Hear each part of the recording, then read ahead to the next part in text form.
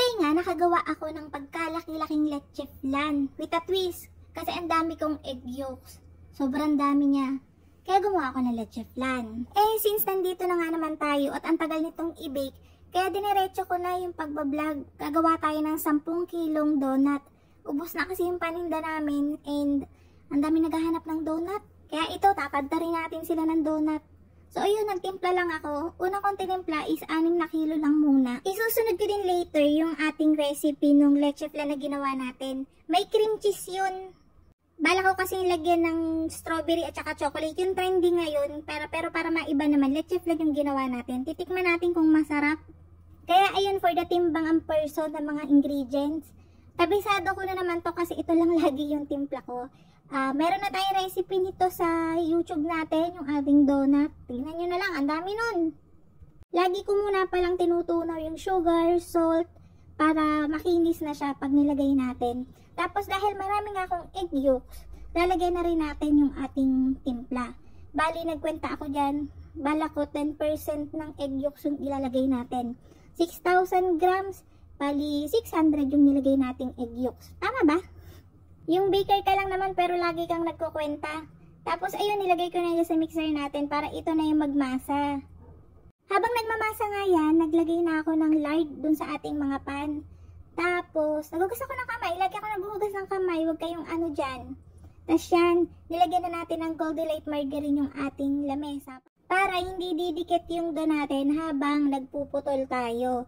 Yung Goldilite margarine ay product to ng High Caps. Meron din silang shortening. Yun talagang ginagamit ko kasi ang sarap nito. Yun lang din yung nilalagay ko sa dough natin. Kasi mumurahin lang naman itong mga donut na to.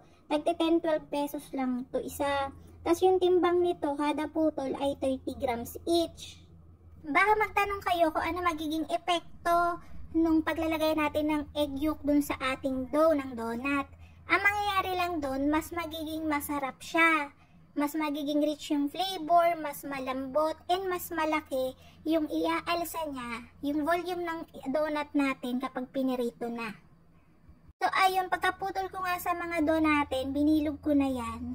Ilagay ko dun sa tray tsaka sa cabinet. Tapos yung una kong nabilog, yun yung kukunin ko at ipa-flat naman. Fina-flatten ko nga yung mga donut natin. Kasi pag pinirito yan, yung ring yan sa gitna kapag hindi natin finalat, malaki. Tapos pagka natapos natin yung iprito, kukulubot lang yung nasa gitna na ring nun, yung hindi tostado, hindi na prito. Kaya yun, kaya pina-flat ko siya, at least mas malapad na siya, mas malaki na siyang tingnan. Tapos, hindi pa kulubot. Ayoko ng kulubot. Gumawa rin pala ako ng milky cheese donut. Nilagyan ko yan ng cheese sa loob. Huwag kayong hindi lang dulo-dulo. Nagtimpla naman ako ng chocolate flavor. Mas maganda kapag gagawa kayo sa dough ng chocolate, maglalagay kayo ng kokwa. Yung kokwa ay tutunawin nyo na kagad sa tubig para hindi makunat dun sa dough natin. Hindi ka magtatansya-tansya ng paglalagay ng liquid kasi matagal ma-hydrate yung mga kokwa. Kaya una pa lang, tunawin mo na siya sa water, at least eksakto na kagad pagka nilagay mo siya sa mixer, ganun.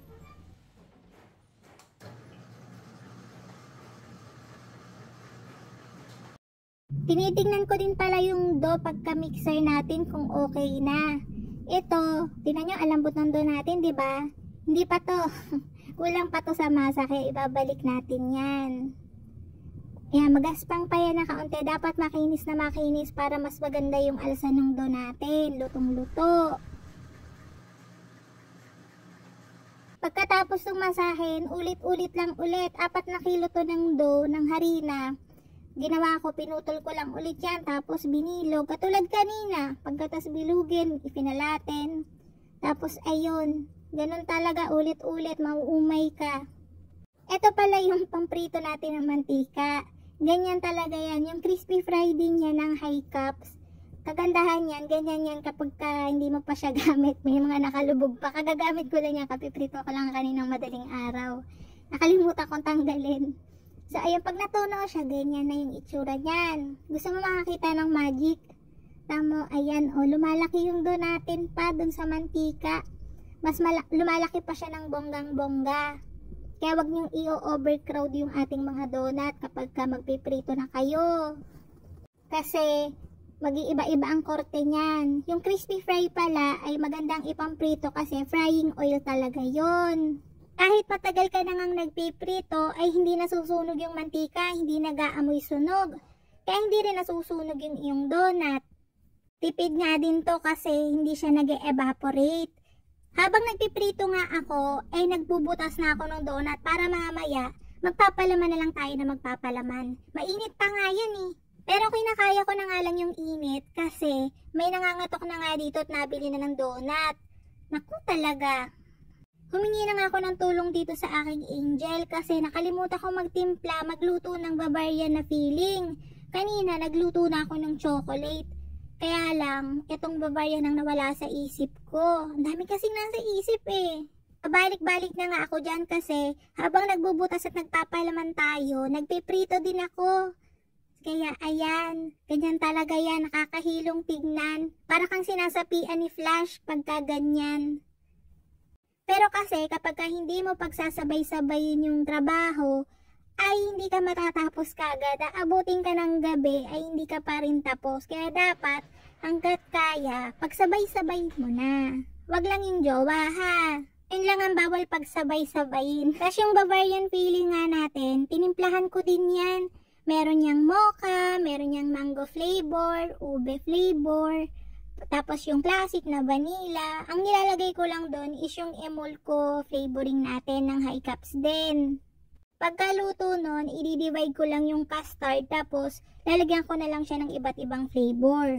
Ito naman yung chocolate natin. Chocolate do yung gape, tapos may chocolate filling na masarap, lasang Hershey. Tapos yun, may coat din siya ng cocoa and powdered sugar tsaka milk powder. Tapos ayun, pagkatapos ko nga, habang nagpiprito pa din ako, nagsimula na rin akong maglinis. Gusto ko na kasi talagang matapos, kaya habang may oras pa, ginagawa ko na yung pwede kong gawin kasi nagpiprito na lang naman ako. Yung ibang ang donut ay bukas ko na ng umaga papalamanan kasi tinatamad na ako. Ang mga nagtatanong pala, yung helper ko dati, yung assistant na tinitrain ko, ay umuwi yun sa kanila kasi nga, di ka ngayon nasira yung aking oven. So wala naman silang gagawin dito kundi tatambay, kaya umuwi muna sila. So ayun, hindi pa rin bumabalik. Pero sa totoo lang, kaya ko naman ng solo. Mas nakakatulog ako sa gabi kapag ganitong maraming ginawa maghapon kaysa sa wala. Kasi nga may anxiety ako. Kapag hindi ako pagod na pagod, hindi ako nakakatulog unless uminom ako ng melatonin. Generally speaking, mas masarap matulog ng pagod. Parang feeling fulfilled ganun. Yung pagluluto pala natin ng 10 kilong donut ay inabot ng 3 oras. Mahigit, mga 3.5 siguro, give or take. Basic lang naman talaga yun, basta sanay ka na. Ganun talaga. Sa una, mabagal, pero pagkatagal, bibilis din. Sa mga magtatanong pala, nakalunok ako ng isang buong donut, kaya ganito boses ko. Bye-bye!